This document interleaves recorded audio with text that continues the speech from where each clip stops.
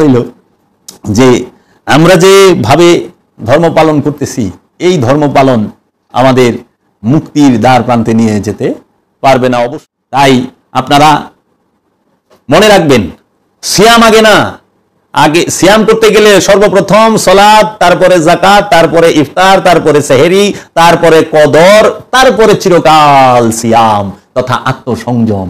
যখন খান্নাস নফস থেকে মুক্ত হয়, বিতাড়িত হয়, খান্নাস নফস থেকে বিচ্ছিন্ন হয় এবং ওই নফস সে যখন রুহের মাঝে ফানা হয়, রবের মাঝে ফানা ও বাঁকা হয়, সে চিরকাল সংযমের ভিতরেই থাকে। তাই খান্নাস রূপী শয়তানকে নফসের সাথে নিয়ে জীবনেও কোনোদিন আত্মসংযম করা যায় না। হ্যাঁ, না খায়া থাকুই না রোজাকরণ যায়, আনুষ্ঠানিক রোজাকরণ যায়। সকাল হইলে ভোর বেলায় উঠবেন, সুবে সাদিকের সময় সেহেরি খাইবেন, ইফতার খাইবেন, খালি খাই খাই খাই খাই। আপনারা সব খায় ফেলান, সেহেরি পাকান, সেহেরি খান, ইফতার বানান, ইফতার খান। আবার আপনাদের অনেক সময় সেহেরি মানে ভাত, গোস্ত, মাছ এগুলো দিয়া, হ্যাঁ, আবার সেহেরি খাওয়ার আপনাদের সময় থাকে আর মাত্র 5 মিনিট। আজকে সেহেরি শেষ সময় অমুক, এটা হলো মেজাজি সেহেরি, সেহেরির কোনো সময় নাই।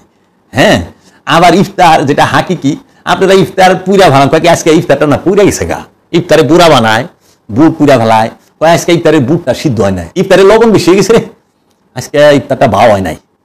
এটা হলো মেজাজ, আনুষ্ঠানিক খাওয়ন দিয়া। আল্লাহ রসুল বলছেন, আল্লাহ বলছেন যে যত তাড়াতাড়ি ইফতার করো ওই বান্দা আমার কাছে তত প্রিয়।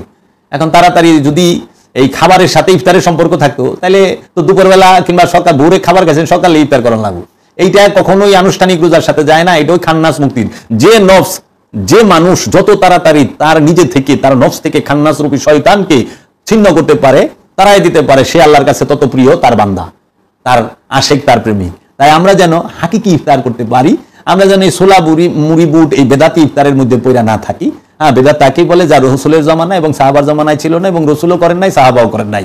তাহা যখন ইবাদতের সাথে যুক্ত হয় এটাকেই বলা হয় বেদাত। তো ইফতার করা তো ইবাদত, সেহেরি খাওয়াও ইবাদতের অংশ, ইফতারও ইবাদতের অংশ। এখন আপনারা ইফতারও খায়া ফেলান, সেহেরিও খায়া ফেলান, ইফতারও বানান, সেহেরিও রান্ধেন। আবার আমাদের মাইক দিয়ে আমরা ডাকি, মা বোনেরা উঠেন, সেহেরি পাক করার সময় হয়েছে, সেহেরি পাকান। হ্যাঁ, তো কাজেই আমরা যেন এখান থেকে বিরত থাকি। আর সবচেয়ে বড় কথা হইল যে আমরা যেভাবে ধর্ম পালন করতেছি এই ধর্ম পালন আমাদের মুক্তির দ্বার প্রান্তে নিয়ে যেতে পারবে না। অবশ্যই আমাদের এর গভীর থেকে গভীরতম ভাবের মাঝে প্রবেশ করতে হবে। তাই আমি বলবো আপনারা এই হাকিকি মূল বিষয়গুলো নিয়ে একটু জ্ঞান গবেষণা করেন। আর যারা নাকি এই অনুষ্ঠান করেই ক্ষান্ত এবং খুশি থাকতে চান, থাকেন, আমার কোনো অসুবিধা নাই।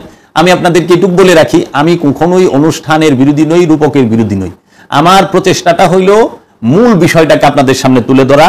আমি কখনোই ওয়াক্তি নামাজকে অস্বীকার করি নাই এবং এই মেজাজি রোজাকে অস্বীকার করি নাই। আমি এইটুক করেছি, যারা দায়মি সালাতকে অস্বীকার করছে এবং হাকিকি সিয়ামকে অস্বীকার করেছে তাদেরকে এইটুক মেসেজ দেবার জন্য যে দায়মি সালাতের কথা সরাসরি কোরআনে আছে, যে দায়মি সালাতের কথা বলে না এবং মানে না এবং অস্বীকার করে তিনি কোরআনকেই অস্বীকার করে।